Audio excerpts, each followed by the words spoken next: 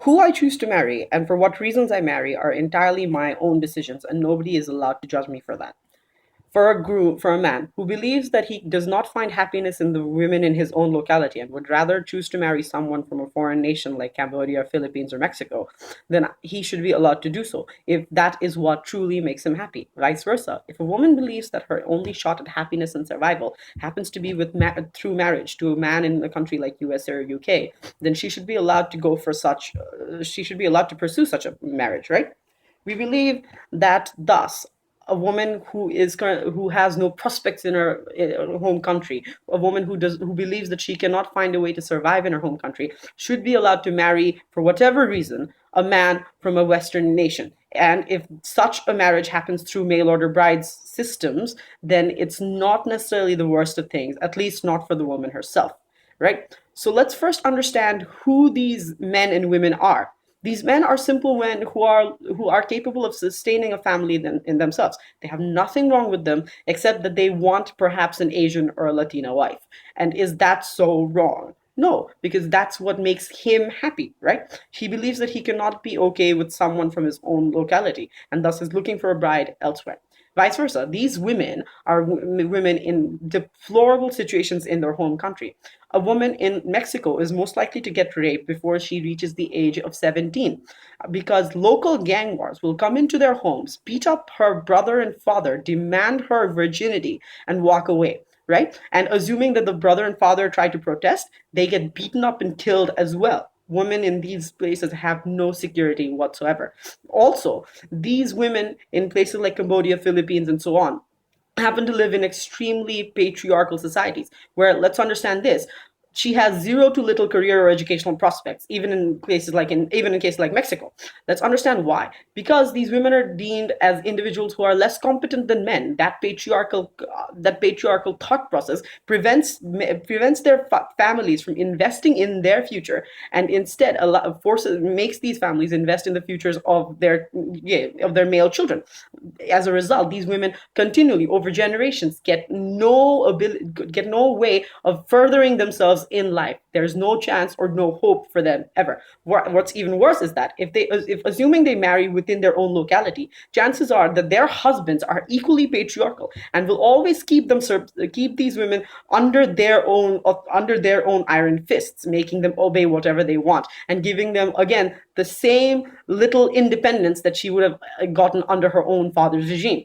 Ultimately, these women have very little liberty and freedom within their own nations. And what's even worse is that they have no way of breaking out of that chain through means of a financial independence or via a job or a job in the first place via education, right? Because she has no ability to find a way to educate herself because her society has inherently set up barriers to this. So, as a 19-year-old woman looking to break out of that cycle, I believe that one of the best methods I can do this through is by finding myself in some foreign country. Let's understand that countries like USA and UK will not accept regular migration from these women because, well, the countries like USA or UK don't deem them worthy enough. The only way I, as a woman coming from such horrible conditions, can only enter USA or UK through marriage, right? Let's understand how these agents thus help me reach my goal. They allow me to read profiles of clients who've paid them in turn to provide me their resumes and their entire mental and criminal history. So I can verify for myself, and the agents in turn also verify whether these people are suited for me for marriage, right? I get to figure out whether I'm okay marrying person A, B, or C from USA, UK, or even Germany, right? So basically, ultimately, I am an individual registered as a mail order bride. People go through my profile as well and decide whether they want me or not.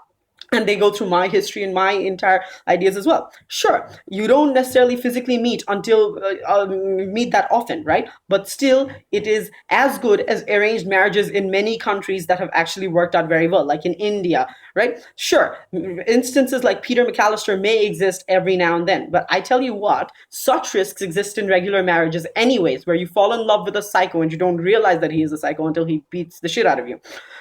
So ultimately, these risks are still minimized through these agents who verify all the details beforehand. We tell you that this is a safe mode of operation because these agents are in turn regulated by international bodies who consider them to be legitimate businesses, much like dating sites like Shadi.com and so on.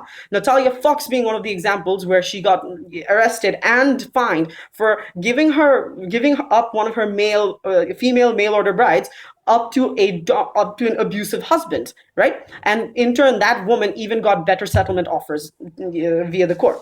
So we tell you that ultimately this is a good shot for the woman. Not only does she get to break her cycle of poverty and abuse within her own nation, she gets to find a decent husband who's probably going to provide for her and her family for years to come. Let's also understand that people who are looking for these marriages are actually looking to make these marriages last. USCIS, their immigration offices in USA, actually report that marriages like these tend to last 80% times more than regular marriages within the USA itself, which means that these are probably this means that statistics actually supports marriages like this. But moreover, let's understand this as well. These women have less likely chance of getting abused in countries like USA or UK. They're foreign brides in a foreign neighborhood, which means their neighbors are most likely keeping an eye on them. But more importantly, the immigration office is also keeping an eye on them because they want to see whether this person can naturalize themselves within the process, right? Granted, they get a green card just through marriage, but it's still a long time before they actually settle down properly within that neighborhood. Which means that if she is abused, she has someone she can cry to, regardless of whether that man threatens to send her back home, which he no longer can because via the marriage she got her green card. And more importantly, because if that is the threat he's placing on her, she is going to be protected by the law and not the other way around. So ultimately, she does not need to be subservient entirely to him to begin with, right?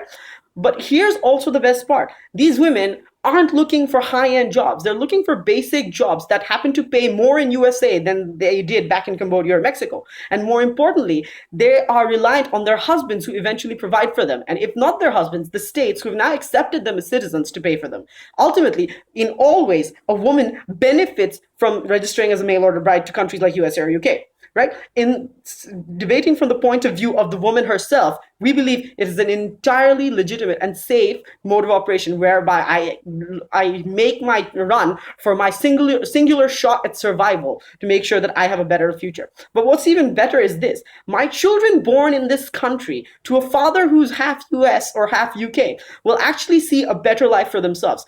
As opposed to my children being born in places like Mexico or Cambodia, where they would have to fear for their lives to begin with, right? They are born into a nation where they get free education and free healthcare services to begin with. Sure, you may call this an immigration scam, but guess what? I, as the woman coming from a deplorable situation, I need some way to protect myself, and this happens to be that one way. What's even better is that oftentimes these grooms who tend to take me in even send some money back to my own family, which means I'm capable of supporting my family from a foreign nation as well. Cultural shock and everything can also be overcome by the help of the husband, who are usually, in most cases, willing to help you adapt because they're looking for your relationship with them to last.